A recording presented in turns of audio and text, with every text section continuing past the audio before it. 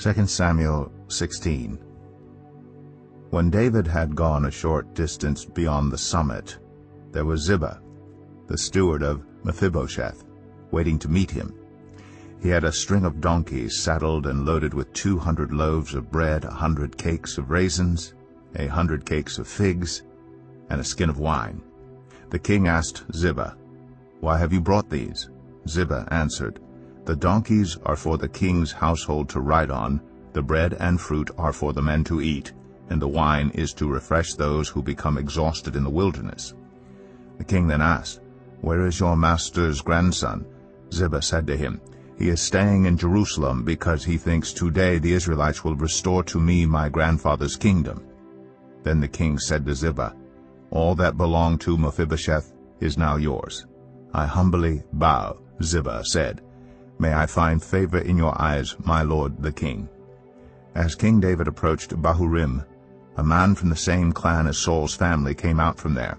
His name was Shimei, son of Gera, and he cursed as he came out. He pelted David and all the king's officials with stones, though all the troops in the special guard were on David's right and left. As he cursed, Shimei said, get out, you murderer, you scoundrel. The Lord has repaid you for all the blood you shed in the household of Saul, in whose place you have reigned. The Lord has given the kingdom into the hands of your son Absalom. You have come to ruin because you are a murderer." Then Abishai, son of Zeruiah, said to the king, "Why should this dead dog curse my lord the king? Let me go over and cut off his head." But the king said, "What does this have to do with you, you sons of Zeruiah? If he's cursing because the Lord said to him, 'Curse David,' who can ask, 'Why do you do this?'" David then said to Abishai and all his officials, "My son, my own flesh and blood is trying to kill me. How much more then this Benjamite? Leave him alone, let him curse, for the Lord has told him to. It may be that the Lord will look upon my misery and restore to me his covenant blessing instead of his curse today." So David and his men continued along the road while Shimei was going along the hillside opposite him, cursing as he went and throwing stones at him and showering him with dirt. The king and all the people with him arrived at their destination exhausted, and there he refreshed himself. Meanwhile Absalom and all the men of Israel came to Jerusalem, and Ahithophel was with him. Then Hushai the Archite, David's confidant, went to Absalom and said to him, "Long live the king! Long live the king!" Absalom said to Hushai, "So this is the love you show your friend?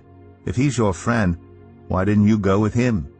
Hushai said to Absalom, "No, the one chosen by the Lord, by these people, and by all the men of Israel, his I will be, and I will remain with him. Furthermore, whom should I serve? Should I not serve the Son? Just as I served your father, so I will serve you." Absalom said to Ahithophel, "Give us your advice. What should we do?" Ahithophel answered, "Sleep with your father's concubines, whom he left to take care of the palace. Then all Israel will hear that you have made yourself obnoxious to your father, and the hands of everyone with you will be more resolute." So they pitched a tent for Absalom on the roof, and he slept with his father's concubines in the sight of all Israel. Now in those days the advice Ahithophel gave was like that of one who inquires of God. That was how both David and Absalom regarded all of Ahithophel's